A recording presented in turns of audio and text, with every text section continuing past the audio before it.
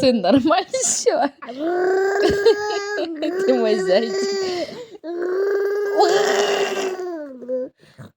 Арсюш, Арсюша. Масяня! Зай, зачем ты так делаешь? Ой, ой, ой, ой, ой.